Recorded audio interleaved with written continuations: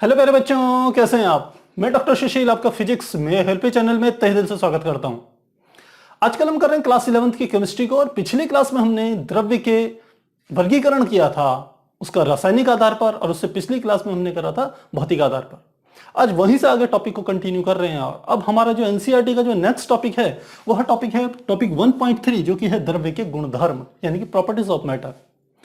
द्रव्य के गुणधर्मों की जब हम चर्चा करते हैं तो हमने स्टार्टिंग में आपको इसकी संबंध में कुछ जानकारी दी थी जब हमने रसायन विज्ञान की आपको परिभाषा दी थी। अब उसी को हम यहां पर डिटेल में आपको बताएंगे। जो द्रव्यों के गुणधर्म जो होते हैं उनको हम दो भागों में विभाजित करते हैं। पहला हमारा होता है भौतिक गुणधर्म, पहला हमारा होता है भौतिक गुणधर्म, और दूसरा हमारा होता है रासायनिक गुणधर्म, रासायनिक गुणधर्म। यानी कि इनको हम फिजिकल प्रॉपर्टी कह सकते हैं और इसको हम कह सकते हैं केमिकल प्रॉपर्टी। तो भौतिक और रासायनिक गुणधर्मों का क्या तात्पर्य है द्रव्य के संदर्भ में। भौतिक गुणधर्म का अर्थ होता है कि किसी भी द्रव्य की यदि उसका जो संगठन है, उसकी जो मूल संरचना है, यदि उसमें कोई भी परिवर्तन न किया जाए, और तब हम उसके जिन जिन गुणधर्मों का अध्ययन करते हैं वे सारे के सारे भौतिक गुणधर्मों के अंतर्गत आते हैं। तो मुझे लग रहा है समझ में आ गया होगा आपको। हमने पहले भी इसको डिस्कस किया था कि भौतिक गुणधर्म का हमने कहा, मान लेते हैं हम कोई एक पदार्थ ले रहे हैं, उस पदार्थ की यदि हम जो उसकी मूल संरचना है, यदि उस संरचना में कोई भी परिवर्तन न करें। मान लो हम कोयला ले रहे हैं, हमने क्या लिया है, कोयला ले लिया, एक द्रव्य ले लिया। अब इस कोयले के गुण धर्मों में कोई परिवर्तन नहीं कर रहे। इसका अर्थ है कि हम कोयले के उन गुण धर्मों की चर्चा करेंगे जिसमें कि कोयले के जो संगठन है, जिन चीजों से मिलकर के कोयला बनता है, उनमें कोई परिवर्तन ना हो। तो कौन कौन से आ जाएंगे, जैसे हम कहें इसका रंग क्या होगा, इसका हम कह सकते हैं स्वाद क्या होगा। तीसरा हम कह दें कि मान लो इसको यदि हम गर्म करते हैं या लिक्विड ले लें, मान लेते हैं कोई दूसरा, हम कोई दूसरा तत्व ले लें, मान लेते हैं हम पेट्रोल ले लेते हैं, या फिर आप कह सकते हैं कोई ऑयल ले लीजिए, हमने कोई तेल ले लिया। तो तेल को हम गर्म करते हैं तो उसका एक क्वथनांक आता है। यदि हम कोई दूसरा पदार्थ ले लें, मान लेते हैं हम जल ले लेते हैं, तो जल का भी एक क्वथनांक होता है, एक इसका होता है हिमांक होता है, और एक हम कह सकते हैं इसका गलनांक होता है। तो हमने एक जल के संदर्भ, जल ले लीजिए, तेल ले लीजिए, कोयला ले लीजिए, कोई भी दूसरा पदार्थ ले लीजिए, क्योंकि सब जितने भी पदार्थ हैं वो द्रव्य ही हैं। तो उनके वो सारे के सारे गुणधर्म जिसमें जिन गुणधर्मों की चर्चा करते समय, देखते समय उसका रासायनिक संगठन परिवर्तित न हो, उन सबको हम भौतिक गुणधर्म कहते हैं, फिजिकल प्रॉपर्टी कहते हैं। हम उसका रंग देखें, स्वाद देखें, वह कितने डिग्री, यदि जल है या फिर कोई द्रव्य है तो कितने डिग्री सेंटीग्रेड पर उसका क्वथनांक आता है। क्वथनांक मतलब वह ताप जिससे आगे कोई भी जो द्रव होता है वो और अधिक ताप को अपने अंदर ग्रहण नहीं कर पाता। तो उसका क्वथनांक क्या है, उसका हिमांक क्या है। यदि द्रव को हम फ्रीज करते जाएं, ठंडा करते जाएं, तो कितने डिग्री सेंटीग्रेड पर वह जाकर के क्या हो जाएगा, जम जाएगा, यानी कि द्रव अवस्था से ठोस अवस्था में परिवर्तित हो जाएगा। ठीक इसी प्रकार से हम कहते हैं गलनांक। कोई पदार्थ है हमारे पास, मान लो लोहा ही हमने ले लिया, और लोहे को हम क्या करें, यदि पिघलाना शुरू करें, उसका ताप बढ़ाएं, तो धीरे धीरे क्या हो जाएगा, मोल्ट होगा, यानी कि वह द्रव अवस्था में परिवर्तित होगा। इन सब क्रियाओं में कहीं पर भी लोहा ले लीजिए, कोयला ले लीजिए, तेल ले लीजिए, या हम पानी ले रहे हैं, जल ले रहे हैं, इन सब की जो रासायनिक संगठन है उसमें कोई परिवर्तन नहीं हो रहा है। इसका अर्थ है कि यदि मैंने, मान लेते हिमांक की बात करूं, मैंने हमारे पास मोल्टन यानी कि पिघला हुआ लोहा था, उसको यदि मैं ठंडा करूंगा तो क्या हो जाएगा, वो जम जाएगा, सॉलिड स्टेट में आ जाएगा। लेकिन उसकी द्रव अवस्था से उसकी ठोस अवस्था में आने पर उसके रासायनिक संगठन पे कोई प्रभाव नहीं पड़ेगा, यानी कि उसके अंदर वो जिन मूल कणों से बनकर के बना है, जो उसकी संरचना, मूल संरचना, उसमें कोई परिवर्तन नहीं आने वाला। ठीक उसी प्रकार से गलनांक में भी है। फिर उसी लोहे को आप ताप बढ़ा करके उसको पिघला दीजिए तो फिर क्या हो जाएगा, द्रव में परिवर्तित हो जाएगा। इसके अलावा हम कह सकते हैं जैसे हमारी विस्कोसिटी होती है, यानी कि जिसे हम कहते हैं शान्यता, जो श्यान्यता है यह भी क्या होती है, एक भौतिक प्रॉपर्टी होती है। तो मुझे लगता है आपको भौतिक गुणधर्मों के बारे में बात समझ में आ गई होगी कि ये सारे के सारे क्या है, भौतिक गुणधर्म है। और इनकी मूल एक की पॉइंट है कि इन गुणधर्मों की जब हम चर्चा करते हैं, इनको नापते हैं, तो कभी भी पदार्थ की जो मौलिक संरचना होती है, जो जिन अवयवी कणों से मिलकर के वो बना होता है, जो उसकी संरचना होती है, उसमें कोई भी परिवर्तन नहीं होता। तो ये हमारे हो गए भौतिक गुणधर्म। अब चर्चा करते हैं हम रासायनिक गुणधर्मों की, यानी कि केमिकल प्रॉपर्टीज की। भौतिक गुणधर्मों में भौतिक गुणधर्मों का अध्ययन करते समय पदार्थ की मूल संरचना परिवर्तित नहीं होती। रासायनिक गुणधर्मों में ठीक उसका उल्टा होता है। इसका अर्थ है जब आप किसी पदार्थ की रासायनिक गुणधर्मों का अध्ययन करेंगे तो उसकी मूल संरचना में क्या हो जाएगा, परिवर्तन हो जाएगा। ऐसा संभव है कि कोई एक पदार्थ किसी दूसरे पदार्थ में क्या हो जाए, परिवर्तित हो जाए।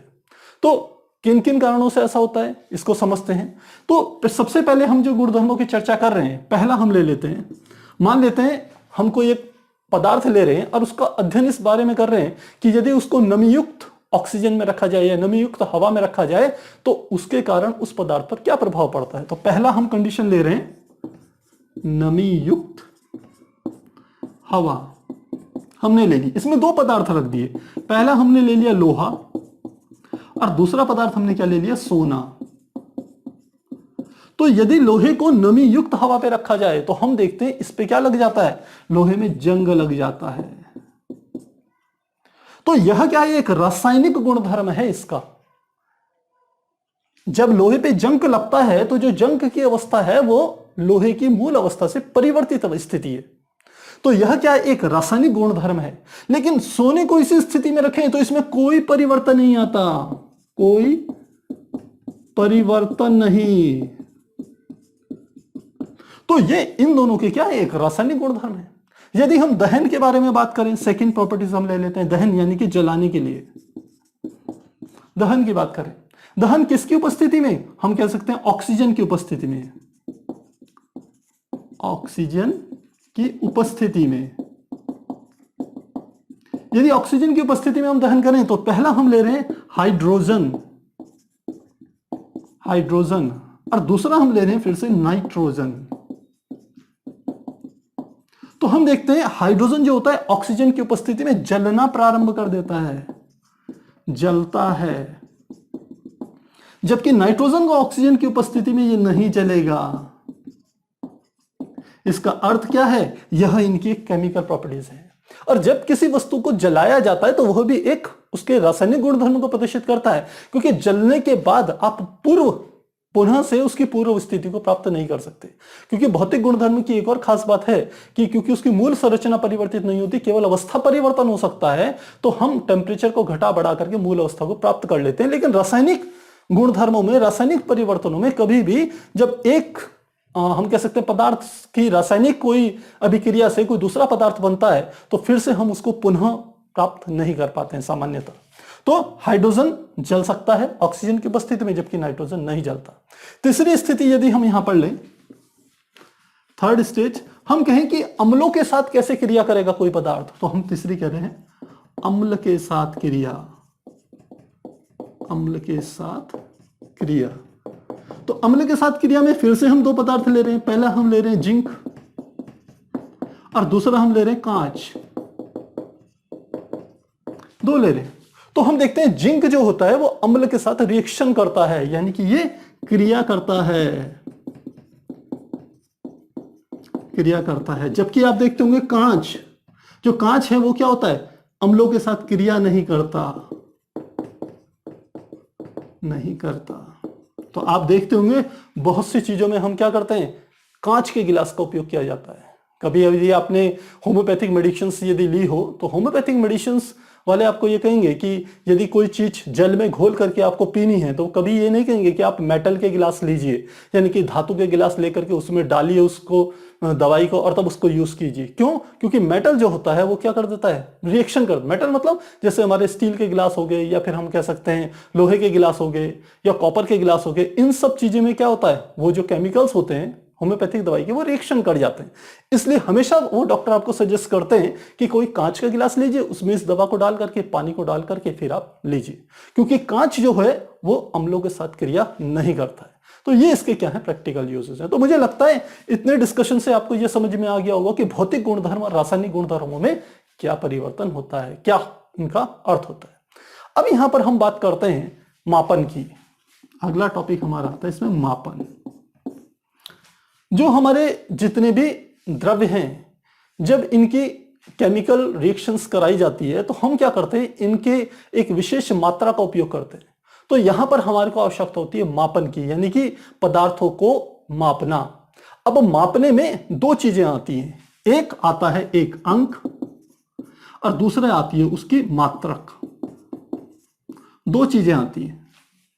अब जैसे मैं एग्जांपल लूं, मैं कहूं 4 ग्राम, तो इसका अर्थ क्या हुआ, ये 4 क्या है, एक अंक है, और ग्राम क्या है, एक इकाई या मात्रक है। इस ग्राम और जो मात्रक है यह हमारा वेल डिफाइंड होना चाहिए, यानी कि अच्छे रूप से परिभाषित होना चाहिए, क्योंकि यह काफी इंपॉर्टेंट होता है। यदि मैं लिख दूं कि 4 ग्राम और इसी के नीचे लिख लूं 4 किलोग्राम, तो यहां आगे का अंक तो आप देखेंगे सेम है, लेकिन पीछे के मात्रक में परिवर्तन हो गया है। अब यदि कोई व्यक्ति मात्रकों के बारे में ज्यादा जानकारी ना रखे और वो केवल आगे के अंक देखे कि इसमें भी 4 है, इसमें भी 4 है, और कह दे यह दोनों मात्राएं समान होगी, तो बहुत बड़ी गलती यहां पर हो जाएगी। क्योंकि आप जानते हैं 1 किलोग्राम में 1000 ग्राम होते हैं। इसका अर्थ यह हुआ कि आपको मात्रकों के बारे में भी गहराई से जानकारी होनी चाहिए। तो जब हम कहते हैं कि किसी द्रव्य का मापन करना है, तो द्रव्य का मापन हम केमिस्ट्री में जो करते हैं वो मुख्य रूप से 2-3 प्रकार से करते हैं। हम कह दें यदि हम किसी गैस का मापन कर रहे हैं तो गैस में क्या हो सकता है, उसका हम आयतन को नाप सकते हैं। कोई द्रव है तो उसको हम लीटर में नाप सकते हैं।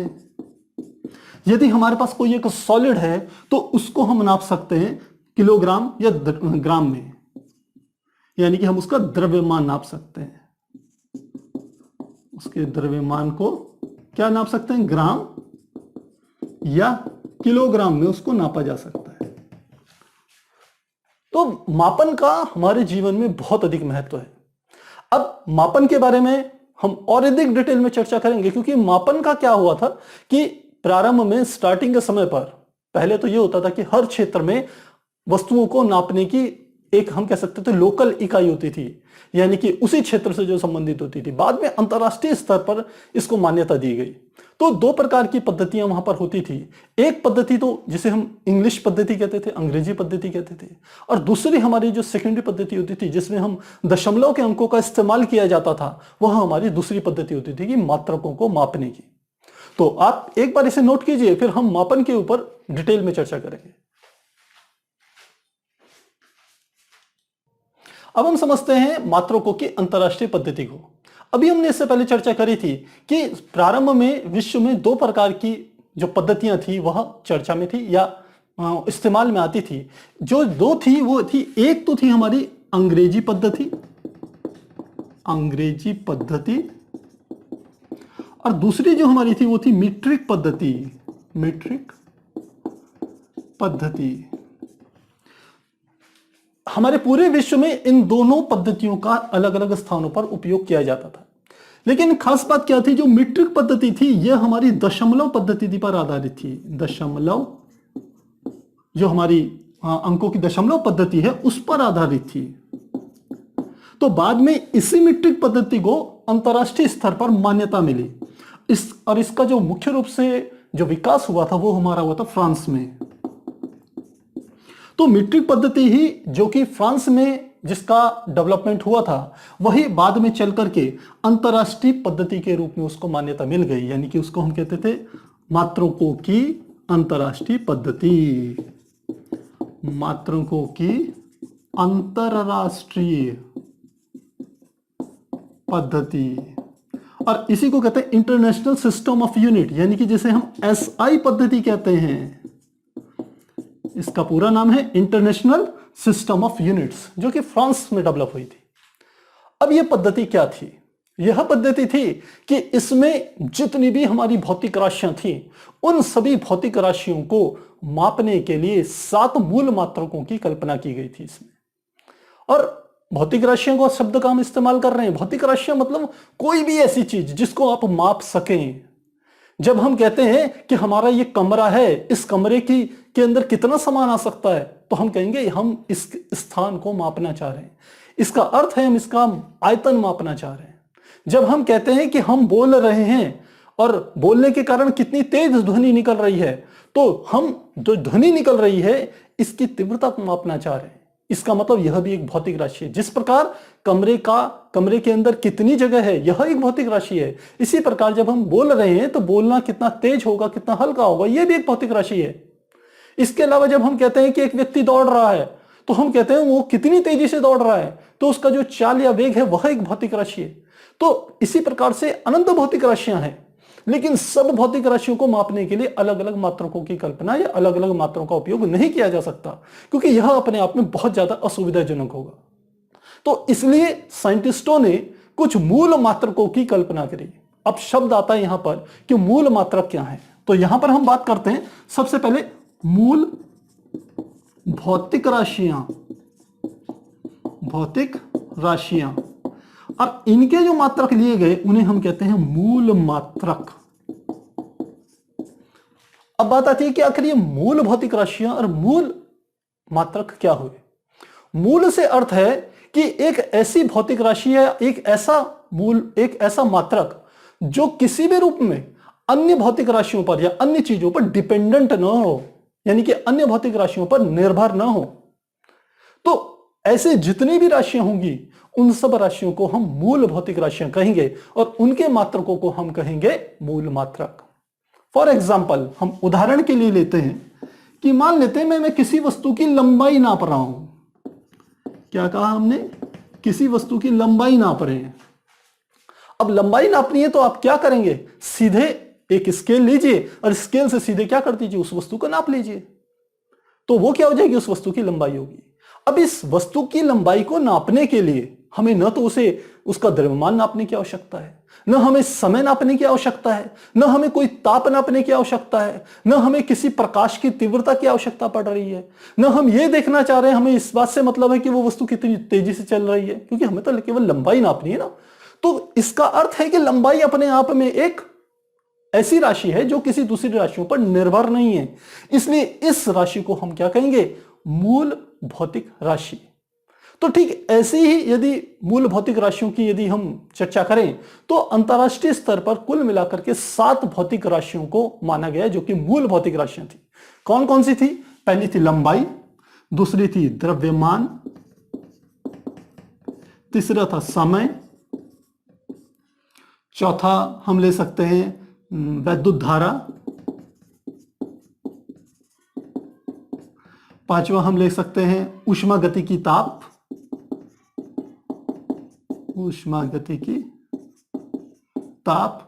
छठवां हम ले सकते हैं ज्योति तीव्रता,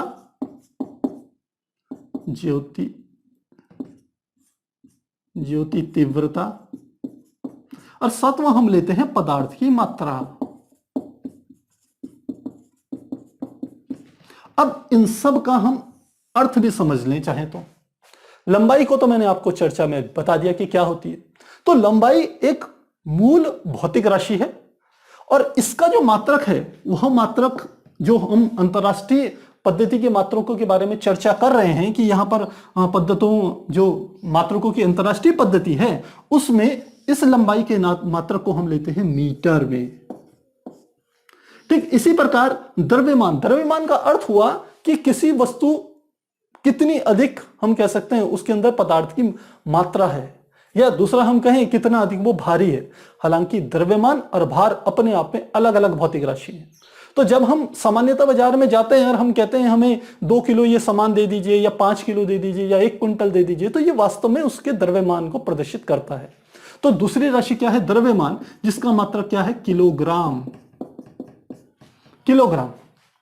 तीसरी जो हमारी भौतिक राशि आएगी वह भौतिक राशि है समय। और आप जानते हैं समय काफी अधिक इंपॉर्टेंट होता है और समय को नापा जाता है, इसकी जो सबसे छोटी इकाई होती है उसको नापा जाता है सेकंड में नापा जाता है समय को। और चौथी हमारी भौतिक राशि है वैद्युत धारा।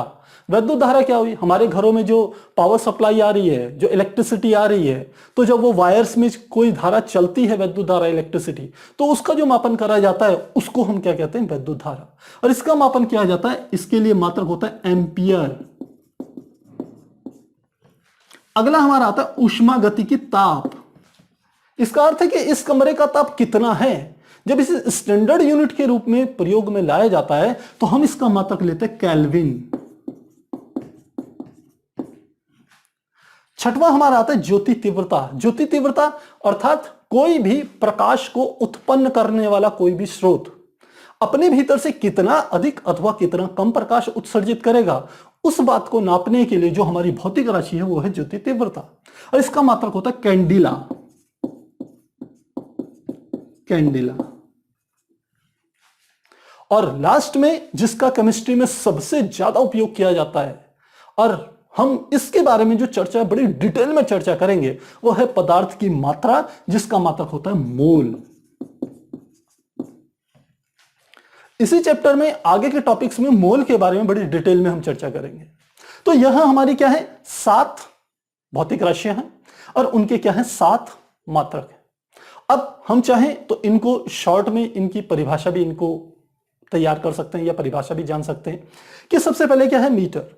जितनी भी ये अंतरराष्ट्रीय स्तर पर ये भौतिक राशियां और ये इनके जो मूल मात्रक हैं, इन मूल मात्रकों की परिभाषाओं को समय समय पर बदला गया। प्रारंभ में क्या किया गया था कि मीटर क्या करा गया था कि एक प्लेटिनम इरिडियम की एक छड़ बनाई गई थी और उस छड़ के 2 चिन्ह लगा दिए थे, यानी कि 2 निशान लगा दिए, और उन दोनों निशानों के बीच की दूरी को कहा गया यह क्या है? 1 मीटर के बराबर है। इसका इस्तेमाल किया गया। लेकिन धीरे धीरे जैसे जैसे समय बदलता जाता है, वैसे वैसे हम जैसे जैसे विज्ञान में डेवलपमेंट होता है, वैसे वैसे हम इन्हीं मूल मात्रकों को नए रूप से परिभाषित करते हैं। मात्रक तो वही रहेंगे, लेकिन उनको और कितनी अधिक शुद्धता पूर्वक व्यक्त किया जा सकता है, इसमें रिसर्च चलती रहती है। तो बाद में यह कहा गया कि जो प्लेटिनम इरिडियम की जो छड़ है, जिसमें 2 चिन्हों के बीच की दूरी हमने 1 मीटर ली है, उसको बदल करके यहां पर एक नया हम कह सकते हैं उसकी परिभाषा लिखी गई।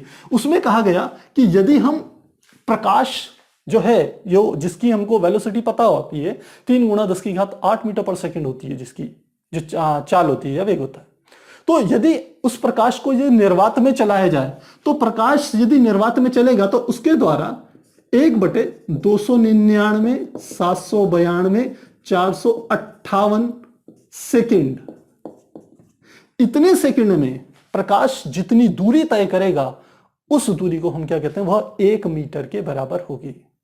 परिभाषा फिर से बता रहा हूं, आप चाहें तो लिख सकते हैं। परिभाषा है कि निर्वात में प्रकाश द्वारा 1/299 792 458 वे सेकंड में चली गई दूरी जो होगी वो 1 मीटर के बराबर होती है। तो ये हमारी क्या है? मीटर की डेफिनेशन है। सेकंड हम कहते हैं किलोग्राम। तो किलोग्राम के सीधे सीधे हम कहें कि एक पेरिस में क्या करा गया कि एक बेलन बनाया गया और उस बेलन का जो द्रव्यमान था वो 1 किलोग्राम माना गया।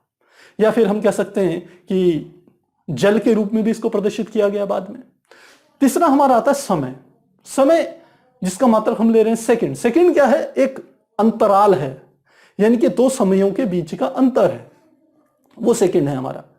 अब इसको कैसे परिभाषित किया गया? इसको परिभाषित किया गया कि यदि एक सीजियम का परमाणु लिया जाए, किसका परमाणु? सीजियम का परमाणु, और वह किसी उच्च ऊर्जा स्तर से निचले वाले ऊर्जा स्तर पर जंप लगा रहा है, यानी कि उसका संक्रमण हो रहा है। या आप दूसरे शब्दों में कहें, कोई एक हम एटॉमिक क्लॉक लें और उस परमाणु घड़ी में जो सीजियम का परमाणु है वो वाइब्रेट कर रहा है, यानी कि कंपन कर रहा है। तो उसके कंपनों का जब इतना समय हो जाए, कितने कंपन कर ले वो? 91, 92, 63 और 1770 बार कंपन। जब कोई सीजियम का परमाणु घड़ी में 91, 92, 63, 1770 बार कंपन कर लेता है, तो उस समय अंतराल को हम कहते हैं वो 1 सेकंड के बराबर होगा। तो मुझे लगता है यहां पर आपको सेकंड की परिभाषा आपकी तैयार हो गई होगी। अगला हमारा आता है वैद्युत धारा, जिसका मात्रक होता है एम्पियर। तो एम्पियर की परिभाषा क्या होती है? इसके अनुसार यदि हम 2 तार लें, इस प्रकार से 2 तार, और यह दोनों तार एक दूसरे के समांतर हैं। ये दोनों क्या हैं? एक दूसरे के समांतर तार हैं। और इन दोनों तारों के बीच की जो दूरी है वो 1 मीटर है। 1 मीटर है। अब यदि इन दोनों तारों पर, यदि प्रति एकांक लंबाई पर इन दोनों तारों के बीच लगने वाला आकर्षण बल कितना हो, हमने कहा 2 गुणा 10 की घात -7 न्यूटन। ध्यान रखिएगा, न्यूटन जो होता है बल का मात्रक होता है। तो यदि इन दोनों तारों की प्रति एकांक लंबाई पर लगने वाले बल का मान 2 गुणा 10 की घात -7 न्यूटन के बराबर है, तो हम कहेंगे इन तारों से में जो धारा प्रवाहित हो रही है, जो कि धारा का मान बराबर है, यह धारा कितनी होगी? 1 एम्पियर के बराबर होगी। दोबारा से आपको परिभाषा बता रहे हैं, आप चाहें तो लिख सकते हैं, किताब में दी हुई है आपकी परिभाषाएं, कि 2 सीधे समांतर तार जो कि एक दूसरे के समांतर हैं तथा एक दूसरे से 1 मीटर की दूरी पर स्थित हैं, यदि इन तारों में बहने वाली धारा 1 एम्पियर होगी, तो इन तारों की एकांक लंबाई पर लगने वाले आकर्षण बल का जो मान होगा वो 2 गुणा 10 की घात -7 न्यूटन के बराबर होगा। तो इस प्रकार से हम एम्पियर को परिभाषित कर सकते हैं। अगला हमारा मात्रक आता है ऊष्मागतिकी ताप का केल्विन। इसको के से प्रदर्शित किया जाता है, के से प्रदर्शित करते हैं। और केल्विन को परिभाषित करते हैं कि जल के त्रिक बिंदु, जल का हमने क्या कहा?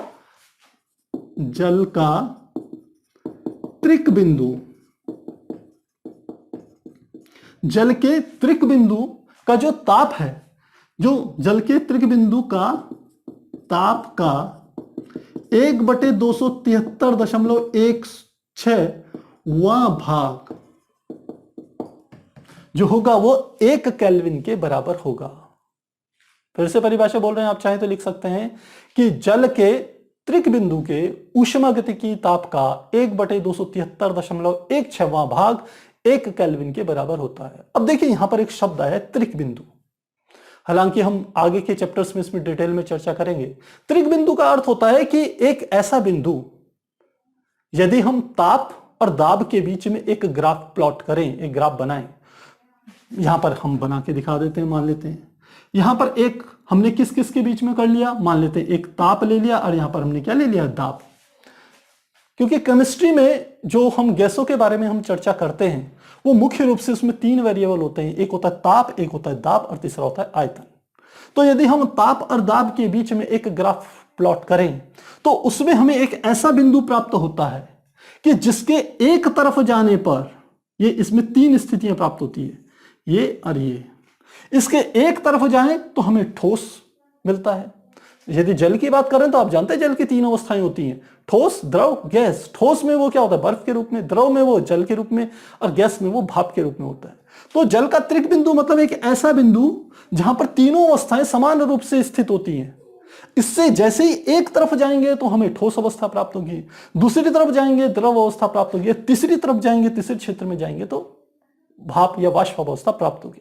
तो जो ये बिंदु होता है, इसी बिंदु को हम नाम देते हैं त्रिक बिंदु। तो इसी को यहां पर परिभाषित किया गया है कि जो ऊष्मागतिकी जो ताप होता है उसमें केल्विन की परिभाषा इस प्रकार से है कि जल के त्रिक बिंदु के ऊष्मागतिकी ताप का 1/273.16वां भाग 1 केल्विन के बराबर होता है। तो इस परिभाषा को भी ध्यान रखिएगा। अगला हमारी होती है ज्योति तीव्रता, जिसका मात्रक होता है कैंडिला। अब हमने कहा ज्योति तीव्रता क्या होती है कि कोई भी प्रकाश उत्पन्न करने वाला स्रोत अपने भीतर से कितना प्रकाश बाहर भेज रहा है, वही हमारी क्या प्रदर्शित करती है? उसकी ज्योति तीव्रता को प्रदर्शित करती है, यानी कि उसके प्रकाश की मात्रा को मापने की एक विधि है। तो उसका मात्रक क्या होता है? कैंडिला। और कैंडिला को कैसे परिभाषित कर सकते हैं? हम कहते हैं कि यदि हम कोई एक ऐसा स्रोत लें जिसकी जो आवृत्ति है, स्रोत की आवृत्ति कितनी ले रहे हैं?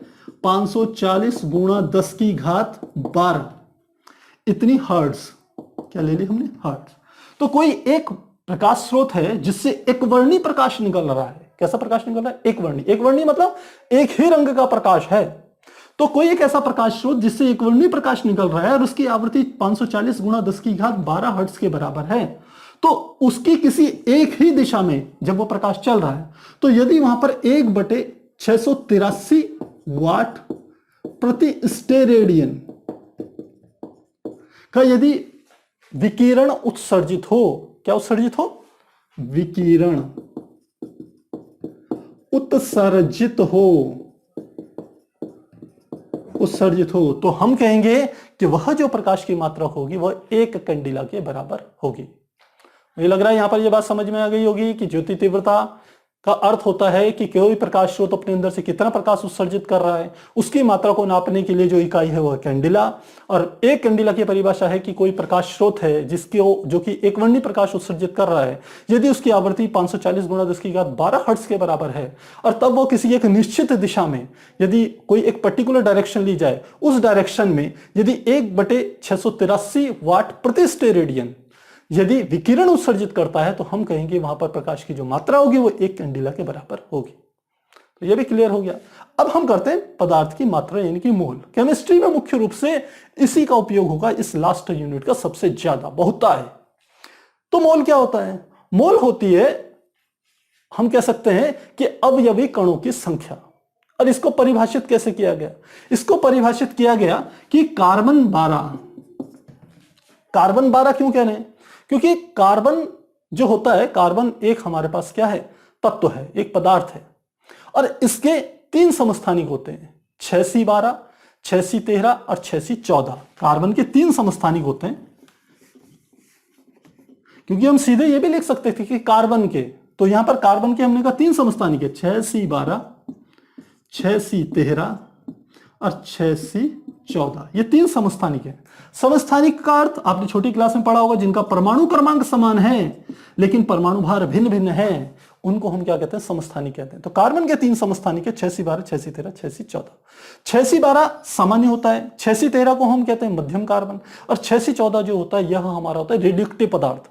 जब आप बात करते हैं कि आपने कभी सुना होगा कि जमीन के नीचे से खुदाई करके 5000 वर्ष पुराना या 40,000 वर्ष पुराना हमने कोई एक निकाला, तो वो जो वर्ष की जो हम कैलकुलेट करते हैं वो इसी के द्वारा करते हैं, रेडियोएक्टिव पदार्थ के द्वारा। तो ये कैसा पदार्थ है? रेडियोएक्टिव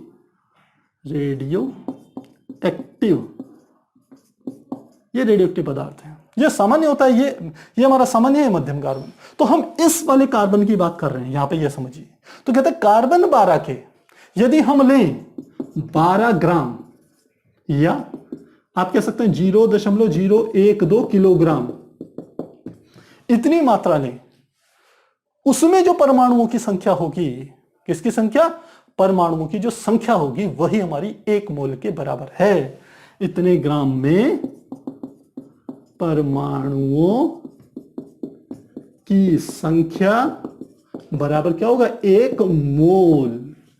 तो मुझे लगता है काफी आसान परिभाषा है। सीधे एक लाइन में हम बोलना चाहें तो हम कह सकते हैं कार्बन 12 के 12 ग्राम अथवा 0.012 किलोग्राम मात्रा में जो परमाणुओं की संख्या होगी वही हमारी किसके बराबर होती है? 1 मोल के बराबर होती है। और यही हमारी क्या है? पदार्थ की मात्रा का मात्रक होता है। तो प्यारे बच्चों, यहां हमने जितने भी हमारे 7 मूल मात्रक थे उनकी पे हमने चर्चा करी।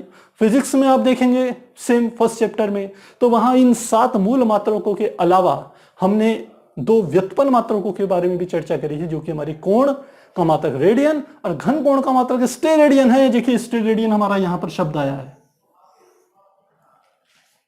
स्टेरेडियन है, ड छूट गया, स्टेरेडियन, ये स्टेरेडियन, ये घन कोण का मात्रक होता है। तो इसके बारे में चर्चा करना चाहें, इसके बारे में जानकारी चाहें तो आप वो वीडियोस फर्स्ट चैप्टर का आप देख सकते हैं 11th का। तो मुझे लगता है ये चीजें आपको आसानी से समझ में आ गई होंगी। हालांकि हम कह सकते हैं कि इनको आपको याद करने की, रटने की आवश्यकता नहीं है। खासकर जैसे ये चीजें हैं कि सेकंड जो है, 1 सेकंड जो है वो 91, 92, 63, 1770 बार सीजियम परमाणु के जो है उसके वाइब्रेशन से का समय अंतराल है। या फिर हम कह सकते हैं जो मीटर है वो 299, 792, 498 सेकंड में 1 बटे इतने सेकंड में चली गई दूरी जो है वो 1 मीटर के बराबर है। तो ये ऐसे बहुत जरूरी याद करना नहीं है, पर आपको जानकारी हो तो ज्यादा अच्छा। तो आप एक बार इसे नोट कीजिए, फिर हम आगे से कंटिन्यू करेंगे।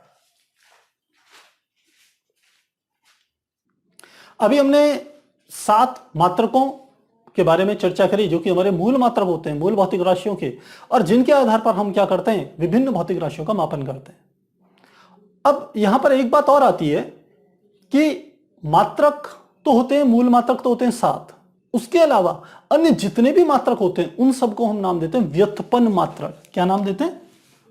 व्युत्पन्न व्युत्पन्न मात्रक। व्युत्पन्न मात्रक कौन से होते हैं? वे मात्रक जो मूल मात्रकों पर घाते लगा करके प्रदर्शित किए जाते हैं, उन्हें हम क्या कहते हैं? मूल मात्रक कहते हैं, सॉरी व्युत्पन्न मात्रक कहते हैं। या दूसरे शब्दों में कह सकते हैं कि जो व्युत्पन्न मात्रक होते हैं वो मूल मात्रकों के पदों में ही व्यक्त किए जाते हैं। जैसे एग्जाम्पल ले लेते हैं, मूल मात्रक तो हमने आपको 7 बता दिए। मान लेते हैं मेरे पास कोई एक इस प्रकार से कोई एक शीट है, ये हमारे पास शीट है, या आप कह सकते हैं कोई एक खेत है जिसकी लंबाई 10 मीटर है और उसकी चौड़ाई 5 मीटर है। मुझे इसका क्या निकालना है? क्षेत्रफल निकालना है। तो आप जानते हैं जो क्षेत्रफल बराबर होता है वो होता है लंबाई गुणा चौड़ाई। तो लंबाई भी कितनी होगी? 10 मीटर, चौड़ाई भी कितनी होगी? 5 मीटर। तो क्या आ गया? 10 पंजे 50। मीटर की मीटर में गुणा होगी तो क्या आ जाएगा? मीटर की घात 2। तो जो क्षेत्रफल है इसकी जो इकाई है, इसका जो मात्रक है वो मीटर की घात 2 है। और मीटर हमारा क्या है? मूल मात्रक। उसकी हमने एक घात लगा दी, तो यही हमारा क्या कहलाता है? व्युत्पन्न मात्रक कहलाएंगे। तो मूल मात्रकों पर घाते लगा करके जो मात्रक प्राप्त किए जाते हैं वही हमारे क्या होते हैं? व्युत्पन्न मात्रक होते हैं। इसके अलावा हम कह सकते हैं, जैसे आपका आयतन की बात कर ले, हम कहें आयतन है। आयतन क्या होता है? हमने कोई एक मान लो बॉक्स लिया, उस बॉक्स की, ये हम बॉक्स बना रहे हैं, मान लेते हैं यहां पर हमने बॉक्स बना लिया, ये इसकी मान लेते हैं लंबाई है, ये इसकी चौड़ाई है और यह इसकी क्या है? ऊंचाई है। तो उसकी ये लंबाई, ये उसकी चौड़ाई और यह उसकी क्या है? ऊंचाई। तो अब हमें ये देखना है इसके अंदर कितना कोई पदार्थ रखा जा सकता है, इस बॉक्स के अंदर कितनी जगह है, कितना स्पेस है, उसी शब्द को हम कहते हैं वो क्या है? आयतन है। और आयतन के बराबर क्या होता है? किसी भी वस्तु का जो आयतन का सूत्र होता है वो बराबर होता है लंबाई गुणा चौड़ाई गुणा ऊंचाई। तो लंबाई भी किस में नापी जाती है? मीटर में। चौड़ाई भी किस में नापी जाती है? मीटर में। ऊंचाई भी किस में नापी जाती है? मीटर में। मान लो ये ऐसा हमारे पास बॉक्स था जिसकी लंबाई भी 1 मीटर थी, चौड़ाई भी 1 मीटर थी और ऊंचाई भी 1 मीटर थी। तो 1 मीटर 1 मीटर 1 मीटर यानी कि क्या आ गया? 1 मीटर क्यूब। तो ये जो मीटर क्यूब है ये क्या है? आयतन का मात्रक है। यह भी मूल मात्रक मीटर पर घात लगा करके हमने प्रस्तुत किया हुआ है। ठीक यहीं पर हम यदि इस चीज को आगे समझें कि आयतन और क्या होता है, क्योंकि जब हम केमिस्ट्री में इसकी चर्चा करेंगे तो हम गैसों के आयतन की बात करेंगे, हम बात करेंगे द्रव के आयतन की बात करेंगे। तो जो आयतन होगा, जो हमारा क्या होगा? आयतन होगा, उसको हम लेते हैं। यदि आयतन के ऊपर चर्चा करें तो जो 1 लीटर बराबर होता है वो 1000 मिलीलीटर के बराबर होता है, जिसे हम ml लिख लेते हैं। इसको भी आप चाहें तो 1 लीटर। 1 लीटर बराबर होता है 1000 मिलीलीटर के बराबर होता है। तो यह हमारा क्या है? 1 लीटर, जैसे आप दूध लेते हैं या पानी लीजिए, जब आप कहते हैं मेरे पास 1 लीटर पानी की बोतल दीजिए, उसका अर्थ है कि वो 1000 मिलीलीटर के बराबर है। वह जितना स्पेस घेर रही है वो उसका क्या है? एक आयतन है। इतना जल, 1000 मिलीलीटर जल या 1000 मिलीलीटर दूध, जितना स्पेस घेर रहा है वो क्या है? वास्तव में उसका आयतन है। और इसी आयतन को हम लिख लेते हैं, ये 1000 मिलीलीटर जो है वह बराबर हमारा होता है 1000 सेंटीमीटर क्यूब के, और जिसको कि हम लिख लेते हैं 1 डेसीमीटर क्यूब के। डेसीमीटर क्यूब के बराबर होता है 1 डेसीमीटर क्यूब के बराबर होता है। तो यह हमारा क्या होता है? आयतन को प्रदर्शित करने का एक तरीका है। केमिस्ट्री में ध्यान रखिएगा, 1 लीटर का जो आयतन है वो आप 1000 मिलीलीटर या उसको 1000 सेंटीमीटर क्यूब भी कह सकते हैं, और उसी को 1 डेसीमीटर क्यूब भी कह सकते हैं। अब हो सकता है आपके दिमाग में आ रही होगी, सर ये डेसीमीटर, सेंटीमीटर, मिलीमीटर ये क्या चीजें हैं? तो हमने जो आपको 7 मूल मात्रक लगाए हैं उनके आगे कुछ, यदि हम कह सकते हैं पूर्व लग्नक यानी कि प्रीफिक्स जिसे कहते हैं इंग्लिश में, यदि उसका उपयोग किया जाए तो उनको हम अलग अलग तरीके से प्रदर्शित कर सकते हैं। कैसे? इस चीज को समझिए, ये मैं आपको अलग बता रहा हूं। हमने कहा, हम मान लेते हैं हमारे पास कोई एक मीटर है, लंबाई का मात्रक क्या है? मीटर है। तो यदि हम कहें डेका, यदि हम शब्द का इस्तेमाल करेंगे डेका, तो वो जो होगा 1 मीटर जो होगा वो 10 डेकामीटर के बराबर होगा। कितने के बराबर होगा? 10 डेकामीटर। यदि मीटर की बात करेंगे तो मीटर में चर्चा होगी, यदि आप लीटर की बात करेंगे तो लीटर में, किलोग्राम की बात करोगे तो किलोग्राम में, यानी कि 1 किलोग्राम बराबर 10 डेकाग्राम, ऐसे भी आप कह सकते हैं। तो 1 मीटर बराबर होता है 10 डेकामीटर के। थोड़ी इसकी यूनिट को हम घटाएंगे भी और बढ़ाएंगे भी। तो यदि बढ़ाते हैं तो यदि हम कर दें 10 की घात 2 तो इसके लिए शब्द इस्तेमाल किया जाता है हेक्टो। यदि 10 की घात कर दे 3 तो इसके लिए इस्तेमाल किया जाता है किलो। यदि कर दे 10 की घात 6 तो इसके लिए शब्द इस्तेमाल किया जाता है मेगा। यदि हम कर दे 10 की घात 9 तो इसके लिए शब्द इस्तेमाल करते हैं गीगा। यदि 10 की घात कर दें 12 तो इसके लिए शब्द इस्तेमाल किया जाता है टेरा। इसी प्रकार यदि 10 की घात 15 इस्तेमाल करें तो इसके लिए शब्द किया जाता है पेटा। तो ये जो पीछे के हमारे जो आ रहे हैं ये प्रीफिक्स हैं। इसके आगे यदि आप ग्राम कर देंगे, किलोग्राम कर देंगे, मीटर कर देंगे, सेकंड कर देंगे तो ये उसी रूप में परिवर्तित हो जाते हैं। ठीक, ये तो बड़े बड़े मात्रक हैं।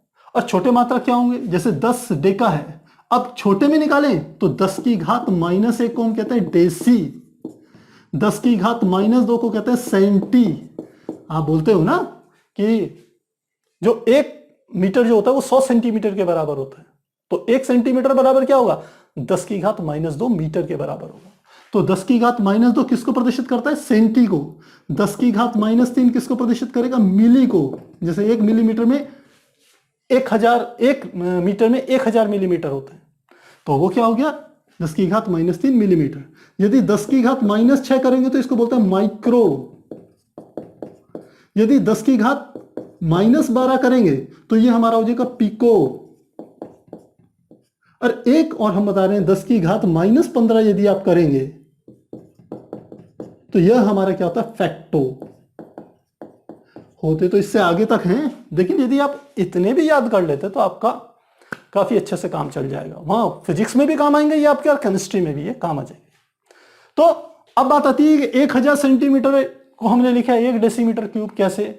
क्योंकि देखिए ये इन दोनों पर आप यदि चर्चा कीजिए तो ये दो चीजें क्या है? हमने कहा 1 मीटर 10 डेसीमीटर के बराबर होगा, और यदि सेंटीमीटर में करें जैसे हमने यहां पर करा है तो 1 मीटर बराबर होता है हमारा 100 सेंटीमीटर। हम इस चीज को आपको केवल एक्सप्लेन करके बता रहे हैं कि ये 1 लीटर तो 1000 मिलीलीटर होता ही है, लेकिन ये 1000 सेंटीमीटर 1 डेसीमीटर क्यूब के बराबर कैसे, इसको समझा रहे हैं। अब देखिए दोनों बाएं पक्ष क्या है? दोनों 1-1 मीटर है, यानी कि आपस में बराबर होंगे। 10 डेसीमीटर बराबर किसके होगा? 100 सेंटीमीटर के बराबर होगा। इसका अर्थ ये भी हुआ। अब 0 से 0 काट दीजिए, यानी कि 1 डेसीमीटर बराबर 10 सेंटीमीटर के। अब यहां पर तो क्या है? डेसीमीटर का क्यूब है, तो दोनों तरफ क्यूब कर दीजिए तो क्या आ जाएगा? सीधे यह आ जाएगा 1 डेसीमीटर का क्यूब बराबर होगा 10 का क्यूब करेंगे तो 1000 सेंटीमीटर क्यूब के बराबर होगा। तो इसलिए 1 लीटर जो आयतन है वो 1000 मिलीलीटर के बराबर होगा, वही 1000 सेंटीमीटर क्यूब के बराबर होगा, और वही हमारा 1 डेसीमीटर क्यूब के भी बराबर होगा। इस चीज को आपने क्या करना है? ध्यान रखना है। अब यहां पर हमने आयतन के बारे में तो चर्चा कर ली, लेकिन हमारा टॉपिक जो था वह था हमारा क्या? द्रव्यमान तथा भार। द्रव्यमान तथा भार दोनों अलग अलग चीजें हैं। सामान्य बोलचाल की भाषा में हम बोल देते हैं ये वस्तु अधिक भारी है, ये वस्तु कम भारी है, इस वस्तु का द्रव्यमान अधिक है, इस वस्तु का द्रव्यमान कम है। हम इनको एक दूसरे के समानार्थी लेते हैं, अन्यथा दोनों बिल्कुल अलग अलग हैं। द्रव्यमान तो एक ऐसी भौतिक राशि है, यह कभी बदलती नहीं है किसी वस्तु की। यदि मैं कहता हूं 1 किलोग्राम चीनी, तो यह क्या प्रदर्शित कर रही है? उसके द्रव्यमान को प्रदर्शित कर रही है। अब उस 1 किलोग्राम चीनी को मैं यहां पर पृथ्वी पर लूं, मैं उसे लेकर के चंद्रमा पे चले जाऊं, मैं उस चीनी को लेकर के कहीं मंगल ग्रह पे चले जाऊं, तो उसका जो द्रव्यमान है वो 1 किलोग्राम ही रहेगा, वो बदलने वाला नहीं है। लेकिन जब हम भार शब्द की बात करते हैं, भार द्रव्यमान को प्रदर्शित करते हैं m से, और भार को प्रदर्शित करते हैं हम W से, और W बराबर होता है m गुणा g। यानी कि जो भार है वो द्रव्यमान की जब जी यानी कि गुरुत्वीय त्वरण में हम गुणा कर देते हैं, इस जी में गुणा करेंगे, तब हमें उस वस्तु का भार प्राप्त होगा। तो भार अलग अलग स्थानों पर अलग अलग हो सकता है। पृथ्वी पर ही यदि आप ध्रुवों पर जाएं और भूमध्य रेखा पर जाएं तो दोनों स्थानों पर वस्तु का भार अलग अलग होगा। आप यदि ध्रुव पर जाकर के सोना खरीद के लाइए, यदि वहां भार में उसको प्रयोग किया जाए, क्योंकि जो हमारे कह सकते हैं जो बैलेंस होती है वो कुछ भार से भी प्रभावित होती है, तो यदि जी का मान परिवर्तित होगा तो समझ लीजिए कि भार भी परिवर्तित हो जाएगा। तो जैसे मैंने अभी कहा कि द्रव्यमान, हमने 1 किलोग्राम चीनी ली, हमने कहा पृथ्वी पर नापिए, चंद्रमा पर नापिए, मंगल ग्रह पे जाकर के नापिए, उसका द्रव्यमान 1 किलोग्राम होगा। लेकिन उसी 1 किलोग्राम चीनी का जो भार होगा वो पृथ्वी पर कुछ और होगा, चंद्रमा पे कुछ और होगा, मंगल ग्रह पे कुछ और होगा, क्योंकि तीनों स्थानों पर ये गुरुत्वीय त्वरण जो जी है जिसकी द्रव्यमान में गुणा हो रही है, तीनों स्थानों पर जी का मान अलग अलग होता है। इसलिए वस्तु का द्रव्यमान अलग भौतिक राशि है और वस्तु का भार अलग भौतिक राशि है। वस्तु के द्रव्यमान का मात्रक होता है किलोग्राम, और जबकि भार का मात्रक हमारा क्या होता है, ये होता है न्यूटन। तो इनके मात्रक भी क्या है, अलग अलग है। तो आप चाहें इस चीज को, ये काफी इंपॉर्टेंट चीज है, इसको जरूर आपको याद रखना चाहिए। काफी सारी जगहों पे आएंगे, खासकर जब कॉम्पिटिटिव एग्जाम्स के आप क्वेश्चंस करेंगे तो वहां पर इन जो हमारी मेजरमेंट्स होती है इनका बहुता इस्तेमाल होता है। जब आप परमाणु की संरचना का अध्ययन करेंगे तो वो संरचना इतने छोटे होते हैं कि वहां पर ये हमारे मीटर, ये जो हमारे भौतिक राशियां, मूल राशियां हैं, यह बहुत बड़ी हो जाती है। तो वहां पर आपको इनका इस्तेमाल आना चाहिए। वहां पर आप देखोगे, वहां पर पिको मीटर के बारे में या फेप्टोमीटर के बारे में हम चर्चा करेंगे, 10⁻⁻15 मीटर के बारे में चर्चा करेंगे। तो उस हिसाब से देखा जाए ये काफी इंपॉर्टेंट है। आप इसे एक बार नोट कीजिए, फिर हम आगे कंटिन्यू कर रहे हैं। अभी हमने द्रव्यमान तथा भार के बारे में चर्चा करी।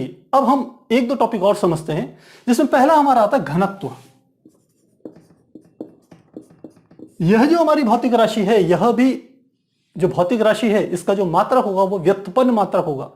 इसका अपने आप में कोई मात्रक नहीं होता। तो पहले समझते हैं घनत्व होता क्या है। घनत्व किसी वस्तु का वह गुण है जिसके द्वारा हमें यह जानकारी होती है कि वह वस्तु कितनी भारी अथवा हल्की होगी।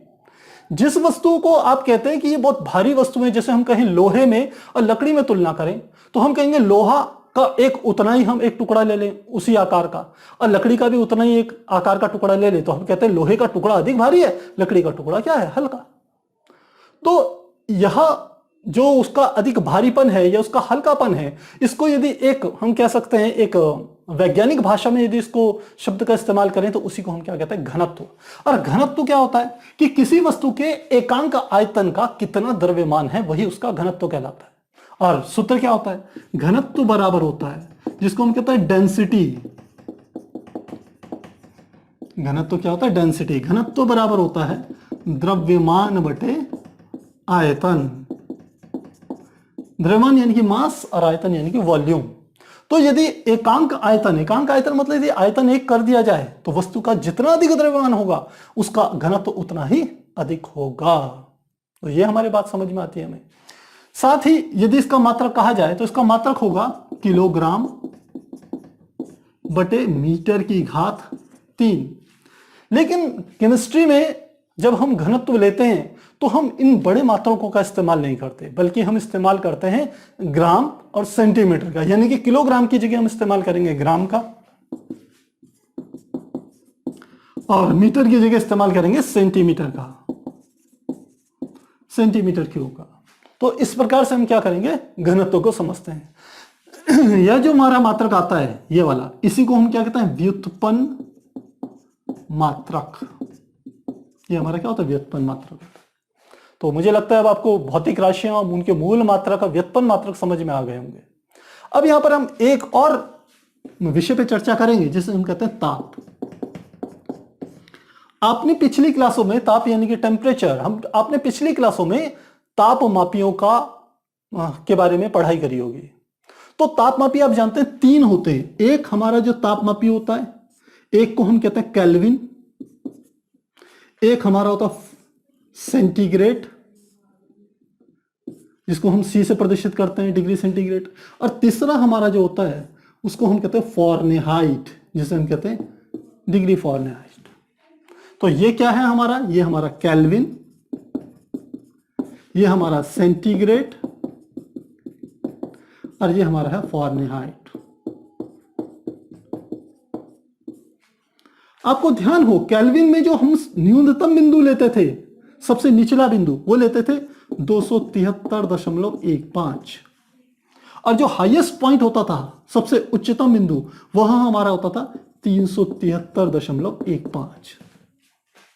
और न्यूनतम और उच्चतम बिंदु कौन कौन से होते थे आपको ध्यान हो, पिघलते हुए बर्फ का जो तापमान होता था वह हमारा होता था न्यूनतम बिंदु, और उबलते हुए जल का जो तापमान होता था वो होता था हमारा पैमाने का, जो हमारा तापमापी होता था उसका उच्चतम बिंदु। ठीक, जब सेंटीग्रेड में इसे देखें तो सेंटीग्रेड में पिघलते हुए जल का ताप 0 डिग्री सेंटीग्रेड लिया जाता है और उबलते हुए जल का जो ताप होता है वो हमारा क्या होता है 100 डिग्री सेंटीग्रेड होता है, 100 होता है। फॉरेनहाइट पे बात करी जाए तो पिघलते हुए जल का ताप 32 फॉरेनहाइट लिया जाता है और उबलते हुए जल का जो ताप होता है वो हमारा होता है 312। तो ये 3 पैमाने हैं। केमिस्ट्री में आपको आवश्यकता होगी बहुत सी जगहों पर इसमें से एक प्रकार के पैमाने को दूसरे प्रकार के पैमाने में परिवर्तित करने की। मान लो आपको सेंटीग्रेड में ताप दिया है, आपको उसको फॉरेनहाइट में बदलना है या आपको उसको केल्विन में बदलना है, तो किस प्रकार से बदलेंगे। तो इसके लिए काफी एक बेसिक फार्मूला आपको बता रहा हूं, काफी आपके काम आएगा। आप कभी भी किसी भी ताप को आपको ज्ञात करना है, मान लेते हैं मेरे पास केल्विन में कोई ताप है के, बीच में यहां पर मैंने ले लिया ये वाला ताप, मान लेते हैं के है, तो और सेंटीग्रेड में मान लेते हैं वही ताप क्या था यहां पर C, और फॉरेनहाइट में वही ताप क्या था यहां पर F। कोई एक पर्टिकुलर ताप हम ले रहे हैं, ये वाला ताप। तो कैसे एक दूसरे में कन्वर्जन करेंगे, कैसे बदलेंगे, इसको समझिए। के यहां पर इस बिंदु का ताप क्या है के, माइनस सबसे निचला ताप क्या है 273.15 बटे सबसे ऊपर वाला बिंदु क्या था 373 और सबसे निचला बिंदु क्या है 273।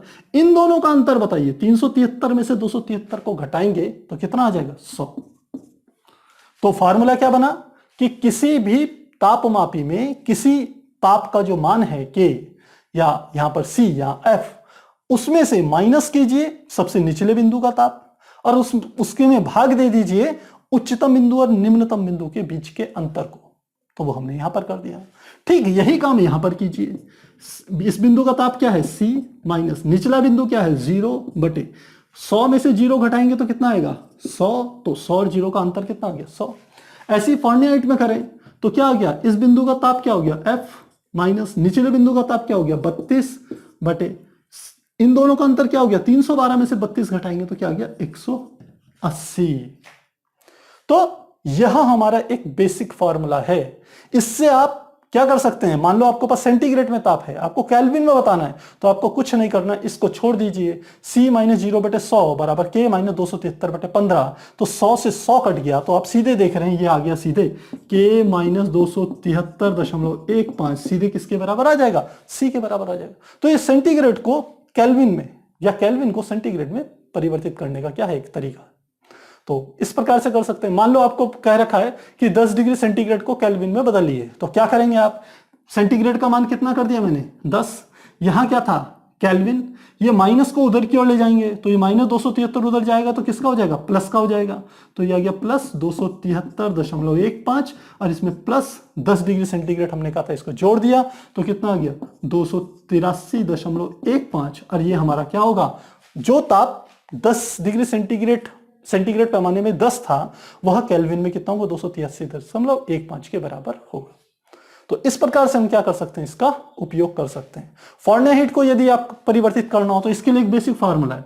अब केवल इन दोनों के ऊपर देखिए, ध्यान दीजिए, ये हो गया C बटे 100, इधर कितना हो गया F माइनस 32 बटे 180।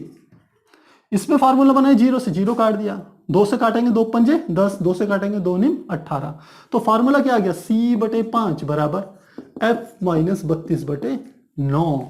तो यदि सेंटीग्रेड को फॉरेनहाइट में बदलना है तो आपको यह फार्मूला यूज करना पड़ेगा, C बटे 5 बराबर F माइनस 32 बटे 9। तो इस प्रकार से हम क्या कर सकते हैं, एक प्रकार के तापमापी को दूसरे प्रकार के तापक्रम में परिवर्तित कर सकते हैं। तो प्यारे बच्चों, आज हमने मूल मात्रकों के बारे में, व्युत्पन्न मात्रकों के बारे में चर्चा करी, साथ ही आयतन को समझा, घनत्व को समझा, और लास्ट में हमने यह समझा कि अलग अलग तापमापी कैसे होते हैं और किस प्रकार से एक प्रकार के तापक्रम को दूसरे प्रकार के तापक्रम में हम बदल सकते हैं। तो मुझे पूरी उम्मीद है आज की क्लास आपको पसंद आई होगी, अच्छे से आपको समझ में आया होगा। यदि फिर भी आपके कहीं पर कोई डाउट होता है तो आप कमेंट बॉक्स में जरूर लिखिएगा। तो फिर मिलते हैं अगली क्लास में, तब तक के लिए गुड बाय।